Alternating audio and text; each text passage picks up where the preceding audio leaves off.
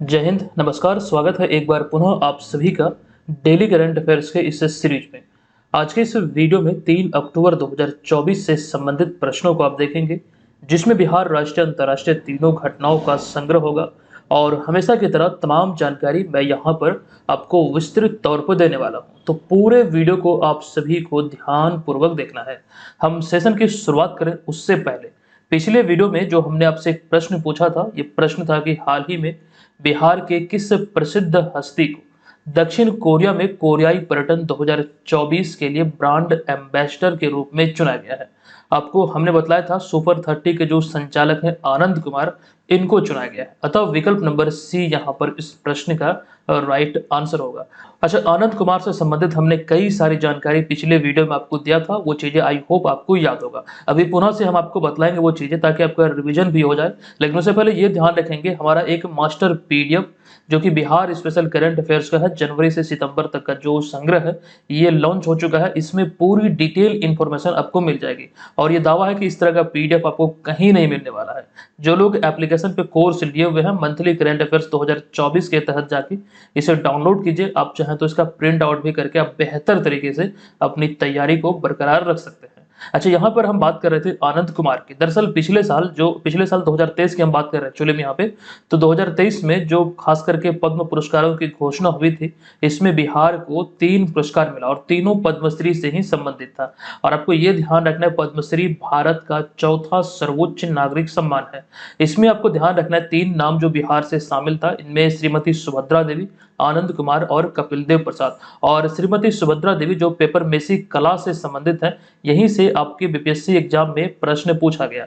ये चीज आप लोग ध्यान रखिए, बहुत इंपॉर्टेंट टॉपिक ये हो जाता है। अच्छा, 2023 की रही बात, लेकिन 2024 की बात करें तो ये भी जानकारी हमने आपको विस्तृत तौर पर दिया है। आप सभी यहाँ पर भी देख सकते हैं। हमने यहाँ पर इस स्लाइड को इसलिए रखा है ताकि आप इसे दोबारा से देखें, आपका रिविजन हो सके। ये मुझे लगता है बहुत इंपॉर्टेंट है, क्योंकि इस बार बिहार को एक भारत रत्न भी मिला है कर्पूरी ठाकुर के रूप में, जो कि सामाजिक कार्य के लिए मरणोपरांत इन्हें दिया गया। ये बिहार के पूर्व मुख्यमंत्री रह चुके हैं। अच्छा, कर्पूरी ठाकुर की बात हो रही है तो एक जानकारी मैं आपको पुनः से यहाँ पर देना चाहूंगा। दरअसल ये है बहुत इंपॉर्टेंट। देखिए, आपको हमने कई बार बताया है कि 1977 में, एक्चुअली जून 1977 में इन्होंने शराबबंदी नीति को लागू किया था या फिर ऐलान किया था, और वो प्रभावित हुए थे गांधी जी के विचारों से। और आपको ध्यान रखना है कि 1977 में जब ये शराबबंदी लागू हुआ कानून, ये लंबे समय तक नहीं चल पाया। अगले 2 वर्षों में ही इस कानून को भंग कर दिया गया, समाप्त कर दिया गया। क्योंकि ये जो फैसला था, ये बहुत बड़ा फैसला था उस समय के दौर में।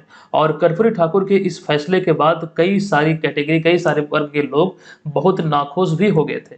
ये चीजें यहाँ से संबंधित है। फिलहाल एक ही बात आपको ध्यान रखना है, अगर बिहार में शराबबंदी नीति की लागू करने की बात हो तो सर्वप्रथम कर्पूरी ठाकुर के शासनकाल में ही 1977 में लागू हुआ था। ठीक है, ये सारी बातें ध्यान रखें। चलिए, अब यहाँ पर हम सेशन की शुरुआत करते हैं आज के इस वीडियो के पहले प्रश्न से। लेकिन उससे पहले ये ध्यान रखेंगे, हमारे जितने भी स्टडी मटेरियल और नोट्स होते हैं, वो सभी आप बीएम ऑनलाइन लर्निंग एप्लीकेशन के माध्यम से प्राप्त कर सकते हैं।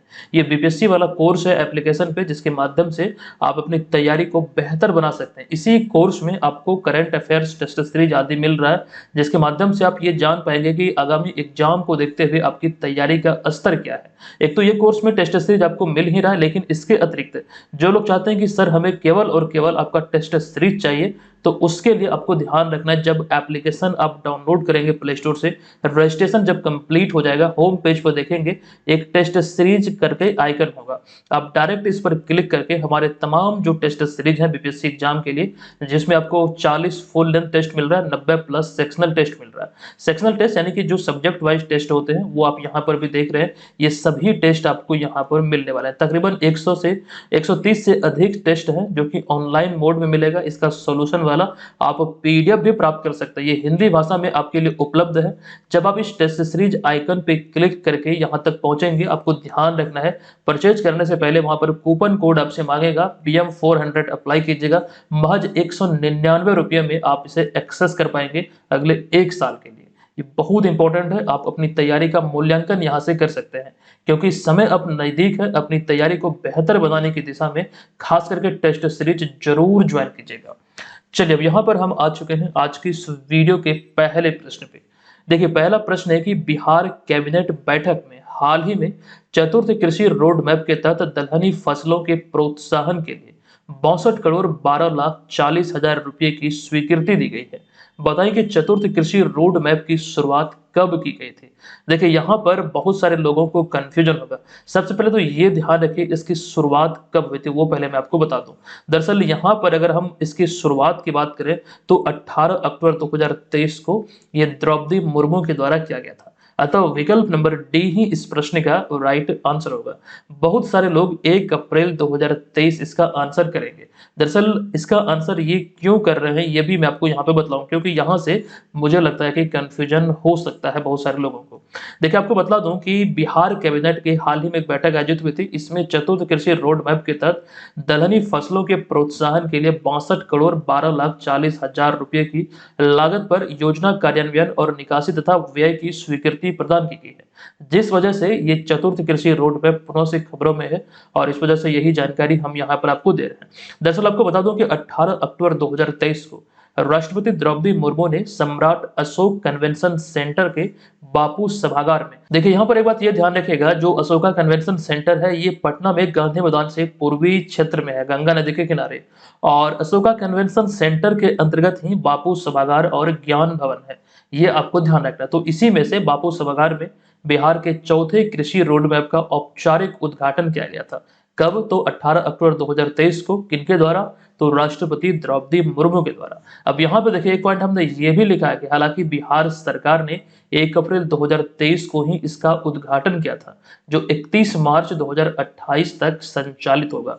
ये तो एक प्रकार से देखें इसकी शुरुआत हुई थी, लेकिन औपचारिक तरीके से जो इसका उद्घाटन हुआ था, जो डेट मुझे लगता है याद रखना है, ये 18 अक्टूबर 2023 ही इसका राइट आंसर हो जाएगा। अच्छा, दोनों तिथि आप लोग ध्यान रखिएगा, अगर एग्जाम में 18 अक्टूबर ना दिखे तो 1 अप्रैल 2023 को ही टिक कीजिएगा। समान रूप से 99% चांस है कि यही इसका राइट आंसर होगा, क्योंकि औपचारिक जो उद्घाटन हुआ था ये 18 अक्टूबर 2023 को हुआ था। तो लगभग यही आपको ध्यान रखना। मैं यहाँ पे आपको एक मतलब कह सकते हो विकल्प दे रहा हूँ, अगर ये विकल्प में ना हो तब आप इसका आंसर करेंगे 1 अप्रैल, अगर 1 अप्रैल हो तो। ठीक है, ये चीज यहाँ पर ध्यान रखिएगा। वो पूरी जो कहानी है वो यहाँ पर हमने आपके समक्ष रख दिया है। अच्छा, कृषि रोड मैप की बात करें तो वर्तमान में ये चतुर्थ कृषि रोड मैप है। 2023 में इसकी शुरुआत हुई है, 2028 31 मार्च तक ये संचालित होगी।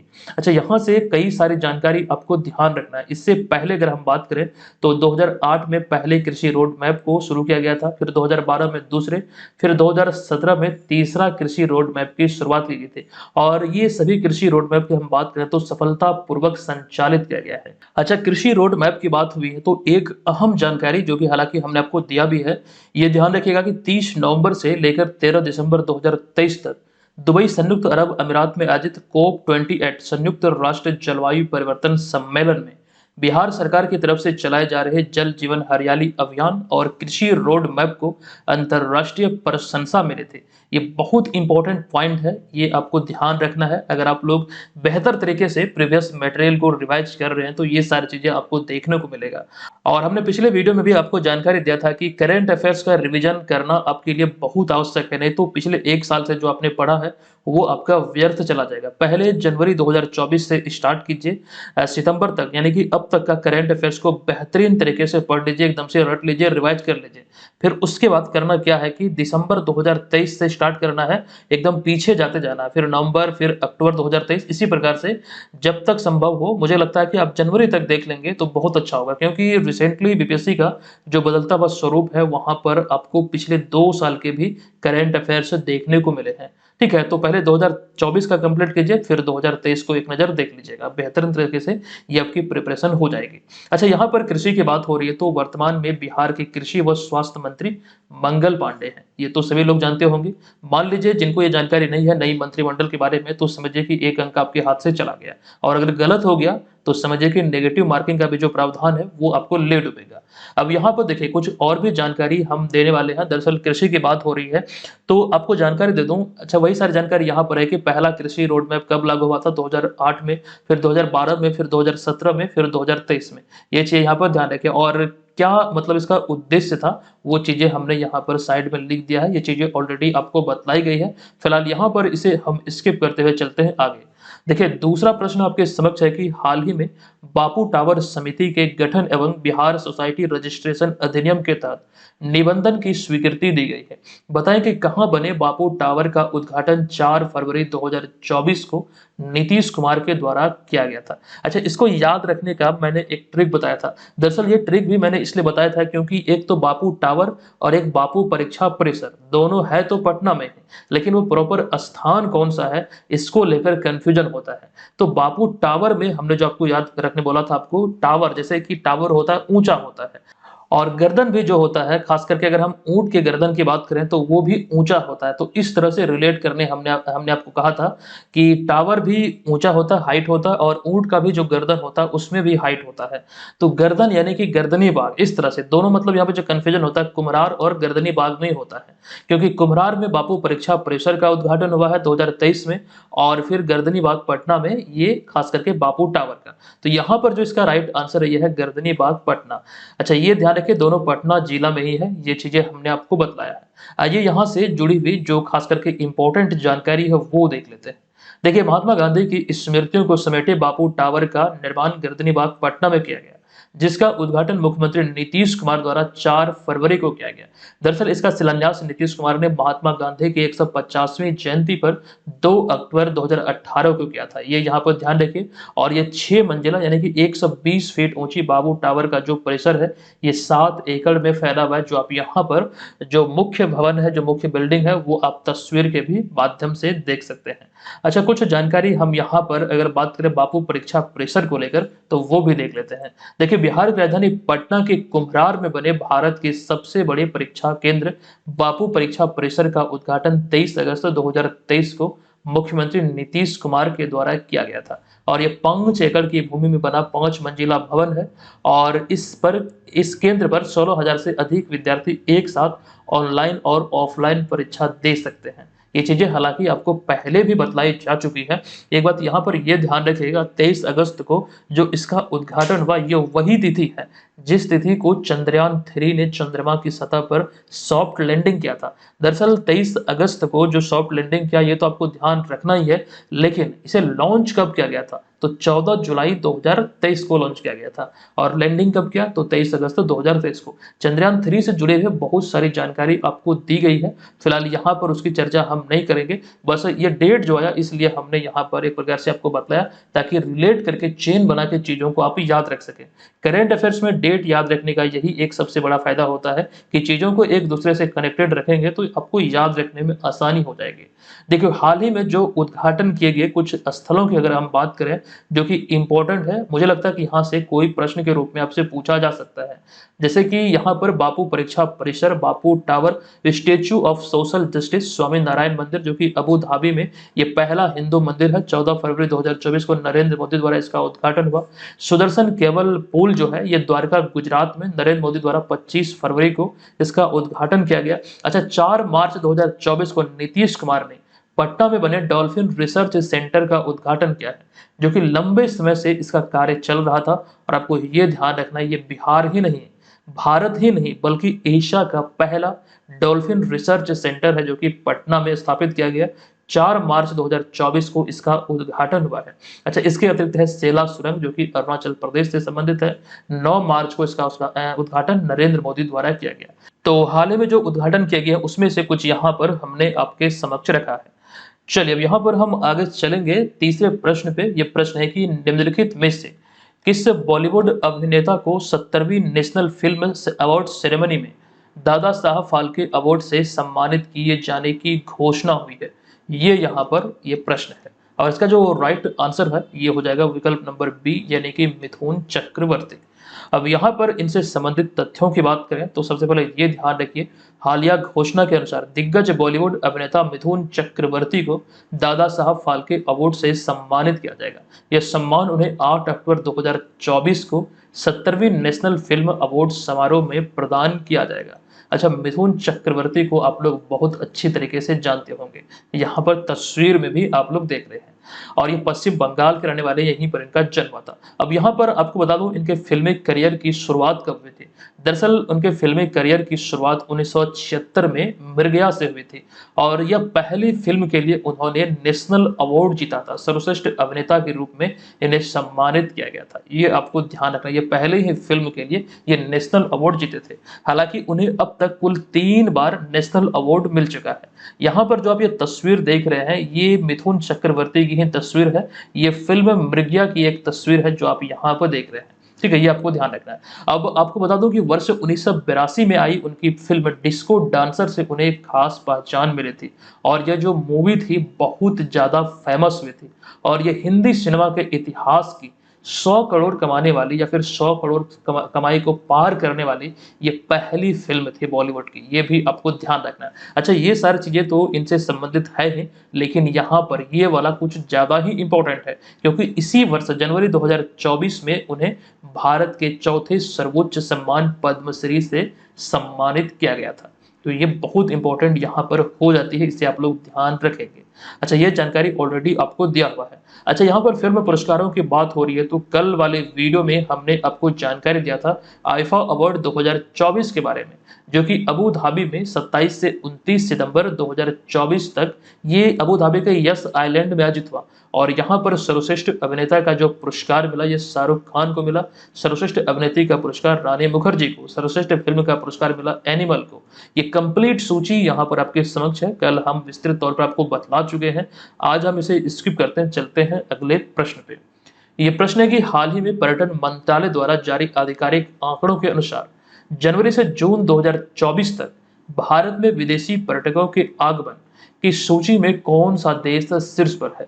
यानी कि पर्यटकों की बात करें तो भारत आने वाले विदेशी पर्यटकों की सूची में कौन सा देश अव्वल रहा है, यानी कहां से सबसे अधिक टूरिस्ट भारत में आए हैं।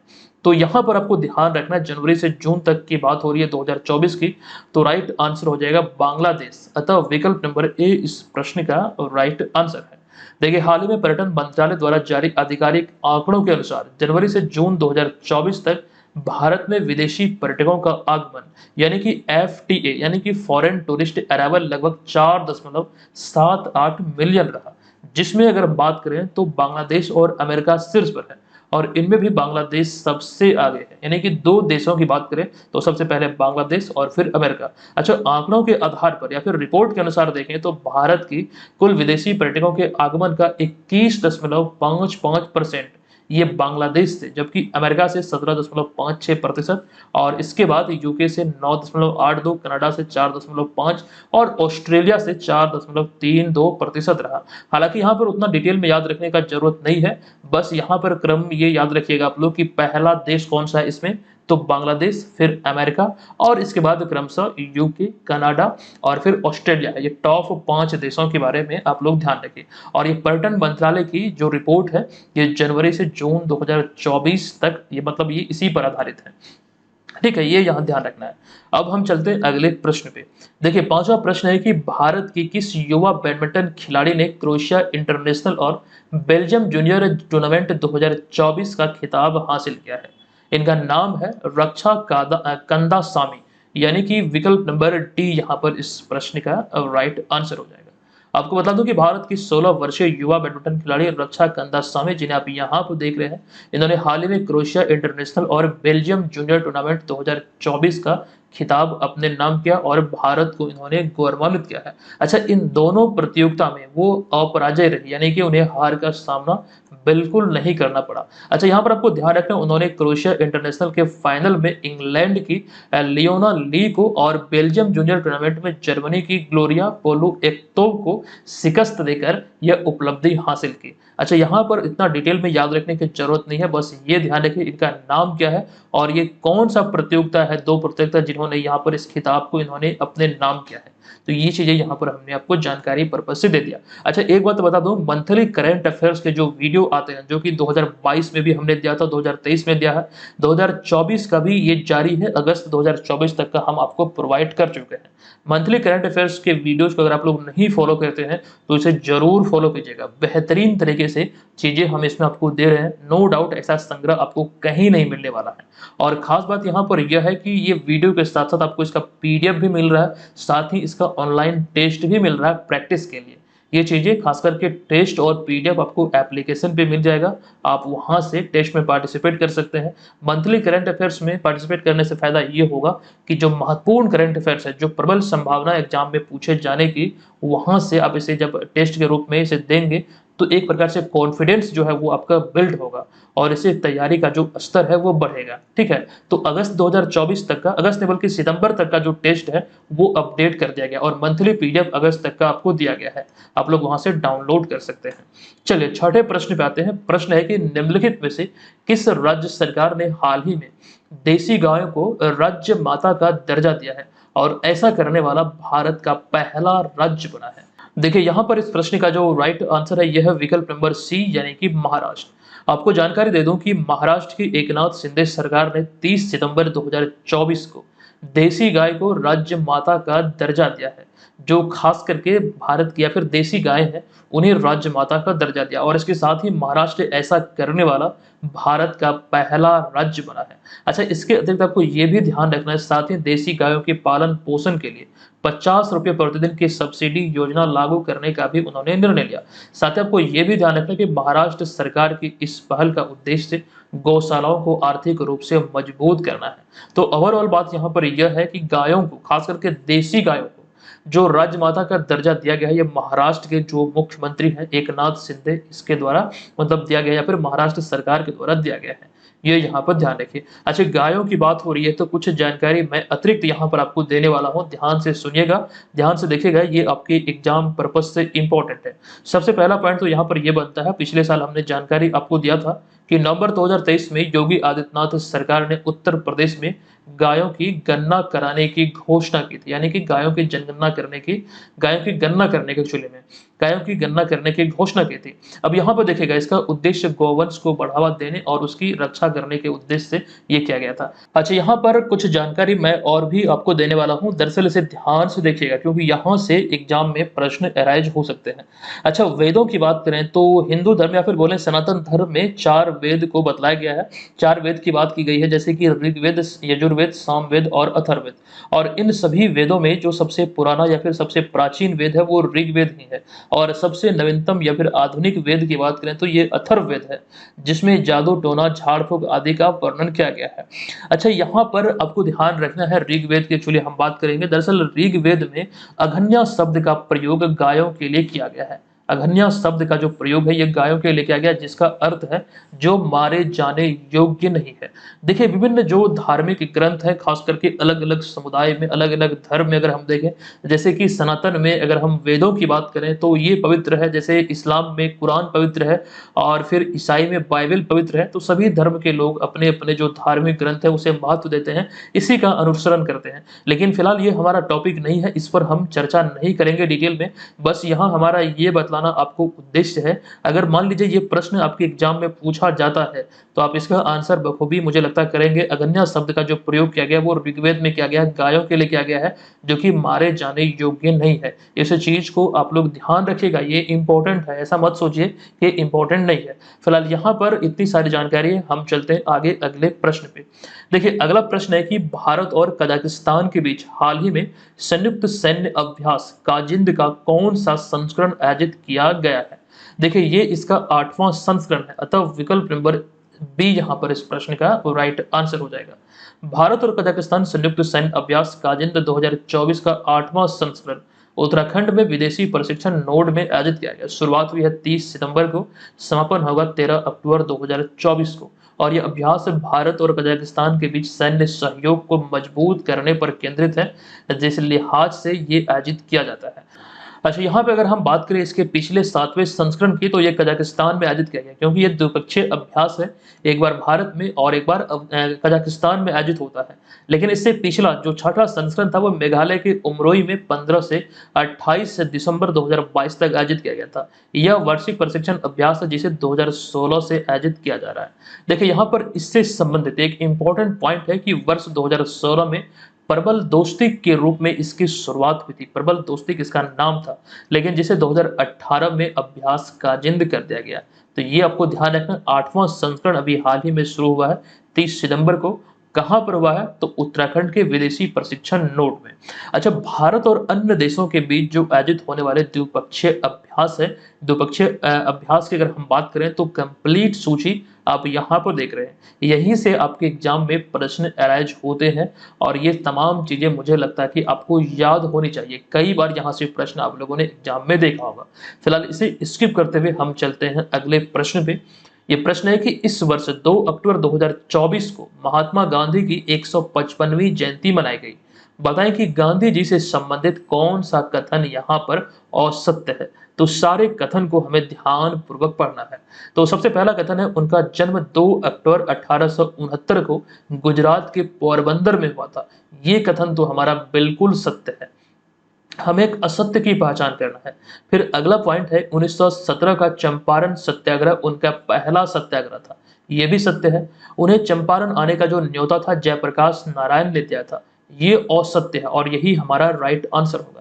अच्छा, अगला पॉइंट है, अगला कथन है, रसोईया बतख मियां ने गांधी जी को जहर पीने से बचाया था। ये भी यहाँ पर ये सत्य है। ये आंसर इसका नहीं होगा। हमसे पूछा गया था कौन सा असत्य है, तो विकल्प नंबर सी में जो दिया गया है यही असत्य है, क्योंकि चंपारण की दुर्दशा बताते हुए चंपारण आने का न्योता राजकुमार शुक्ल ने महात्मा गांधी को दिया था कांग्रेस के लखनऊ अधिवेशन में, जो 1916 में हुआ था।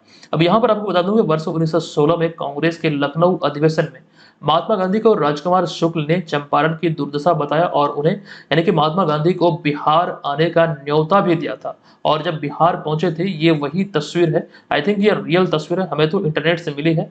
ये वो तस्वीर है जब चंपारण दौरे पर गांधी जी पहली बार आए थे। ये यहाँ पर आपको ध्यान रखना है।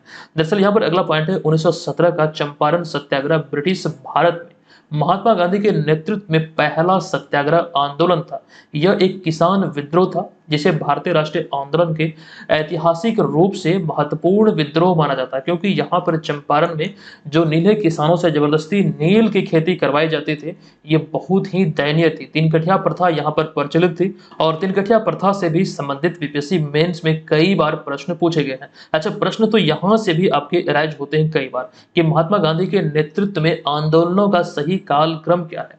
तो सबसे पहले हुआ था चंपारण सत्याग्रह, फिर अहमदाबाद मिल आंदोलन, फिर खेड़ा सत्याग्रह, फिर असहयोग आंदोलन। ये क्रम जो है आपके बीपीएससी एग्जाम में ऑलरेडी पूछा जा चुका है। अच्छा, महात्मा गांधी की सबसे बड़ी प्रतिमा की बात करें तो ये गांधी मैदान पटना में स्थापित है, बिस्कोमान भवन के आगे। ये यहाँ पर आपको ध्यान रखना है। तो ये चीजें इंपॉर्टेंट यहाँ पर हो जाती है। अच्छा, प्रश्न में जो आपने देखा यहाँ पर विकल्प नंबर डी में कि रसोईया बतख मियां ने गांधी जी को जहर पीने से बचाया था, ये इंपॉर्टेंट पॉइंट है, ये भी आप लोग ध्यान रखेंगे। फिलहाल इसे स्किप करते हुए चलते हैं अगले प्रश्न पे। अच्छा, गांधी जी का जो चंपारण दौरा था उसकी कुछ छवि को आप यहाँ पर देख रहे हैं। ये है गांधी जी यहाँ पर। चलिए, अब यहाँ पर हम चलते हैं अगले प्रश्न पे, लेकिन उससे पहले एक और चीज को देख लेते हैं। देखिए, भारतीय महापुरुषों से संबंधित समाधि स्थलों की बात करें, सबसे पहले हम महात्मा गांधी की बात करें तो इनके समाधि स्थल को राजघाट कहा जाता है। और इसी प्रकार से BR अम्बेडकर की चैत्य भूमि, राजीव गांधी की वीर भूमि, लाल बहादुर शास्त्री की विजय घाट, जवाहरलाल नेहरू का शांति वन, गुलजारी लाल नंदा का नारायण घाट, मोरारजी देसाई का अभय घाट, इंदिरा गांधी का शक्ति घाट और राजेंद्र प्रसाद का महाप्रयाण घाट। ये यहाँ पर आपको ध्यान रखना है, इंपॉर्टेंट हो जाती है। चलिए, अब यहाँ पर नवा प्रश्न है कि भारत सरकार द्वारा शुरू किए गए स्वच्छ भारत मिशन को हाल ही में 10 वर्ष पूरे हुए हैं। बताएं कि इसकी शुरुआत किस तिथि को हुई थी। देखिए, स्वच्छ भारत मिशन की शुरुआत जो हुई थी वो 2 अक्टूबर 2014 को गांधी जयंती के अवसर पर किया गया था, 2014 में। देखिए, वही चीज यहाँ पे लिखा गया कि भारत सरकार ने 2 अक्टूबर 2014 को स्वच्छ भारत मिशन देश भर में व्यापक तौर पर राष्ट्रीय आंदोलन के रूप में शुरू किया था और इस वर्ष 2024 में इसके शुरुआत के 10 वर्ष पूरे हुए हैं। ये आपको यहाँ पर ध्यान रखना है और इसे शुरू करने का जो पूरा क्रेडिट जाता है, देखिए इसमें अपेक्षाकृत कार्य तो कम हुआ है, लेकिन कार्य तो हुआ, ये तो आपको ध्यान रखना पड़ेगा। स्वच्छ भारत मिशन जिस प्रकार से मतलब चीजें इसमें बतलाई गई थी, जिस प्रकार से संचालित होनी चाहिए उस तरह तो नहीं हुआ, लेकिन स्वच्छता के मामले में लोग पहले से अधिक सजग हुए हैं, ये तो मतलब इसका परिणाम ये देखने को जरूर मिला है। ठीक है, कहीं ना कहीं ये सफल हुआ है, पूरी तरह नहीं लेकिन कहीं ना कहीं ये सफल माना जा सकता है। अब यहाँ पर देखिए हम बात करें 10वें प्रश्न की। ये प्रश्न है कि निम्नलिखित में से कौन सा देश हाल ही में, या फिर निम्नलिखित में से कौन सा देश हाल ही में, देखिए 2 बार कौन सा लिखा गया है, हाल ही में दुनिया का तीसरा सबसे बड़ा एथेनॉल उत्पादक और उपभोक्ता बनकर उभरा है या फिर बना है। तो राइट आंसर है अपना भारत, अतः विकल्प नंबर बी इस प्रश्न का राइट आंसर होगा। देखिए हालिया आई एक रिपोर्ट के अनुसार भारत दुनिया का तीसरा सबसे बड़ा एथेनॉल उत्पादक और उपभोक्ता देश बनकर उभरा है। दरअसल रिपोर्ट के अनुसार पिछले 10 सालों में एथेनॉल की बिक्री से सबसे अधिक राजस्व चीनी मिलों से प्राप्त हुआ है। ये आपको ध्यान रखना है। एथेनॉल का उपयोग जो है अब धीरे धीरे बढ़ रहा है और इसको लेकर सरकार, खास करके विभिन्न राज्य सरकार की तरफ से देखें तो इसके प्लांट को भी लगाया जा रहा है। और इसी कड़ी में आपको यहाँ पर कुछ पॉइंट बतलाने वाला हूँ, ध्यान से देखिएगा। तो एथेनॉल मिश्रित पेट्रोल के उपयोग से ग्रीन हाउस गैसों का उत्सर्जन कम होता है, तो कहीं ना कहीं ये पर्यावरण की दृष्टिकोण से बहुत इंपॉर्टेंट होने वाली है। अच्छा, बिहार के संदर्भ में आपको बता दूं कि पूर्णिया जिले के परौरा में स्थापित भारत के पहले अनाज आधारित एथेनॉल प्लांट का उद्घाटन 30 अप्रैल 2022 को मुख्यमंत्री नीतीश कुमार द्वारा किया गया था और इसे eastern India biofuels private limited द्वारा 105 करोड़ की लागत से तैयार किया गया है, जिसकी क्षमता 65,000 लीटर प्रतिदिन की है। और आपको ये भी ध्यान रखना है कि एथेनॉल नीति को लागू करने वाला पहला राज्य है अपना बिहार। ये चीजें इंपॉर्टेंट यहाँ पर हो जाती है। अब नेक्स्ट प्रश्न पे चलते हैं। 11वां प्रश्न है कि निम्नलिखित में से कहाँ हाल ही में 20,942 फीट ऊंची चोटी पर ऊंची एक चोटी का नाम दलाई लामा के नाम पर रखा गया है? तो राइट आंसर है विकल्प नंबर ए यानी कि अरुणाचल प्रदेश। आपको बता दूं कि national institute of mountaineering and adventure sports की एक टीम ने हाल ही में अरुणाचल प्रदेश में 20,942 फीट ऊंची एक अनाम चोटी यानी कि एनॉर्मस चोटी की चढ़ाई की, जिसका नाम कोई नहीं था। इसे छठे दलाई लामा सांगयांग ग्यात्सो के नाम पर रखने का फैसला लिया गया है। ये यहाँ पर आपको ध्यान रखना, ये छठे दलाई लामा सांगयांग ग्यात्सो के नाम पर रखने का फैसला लिया गया है।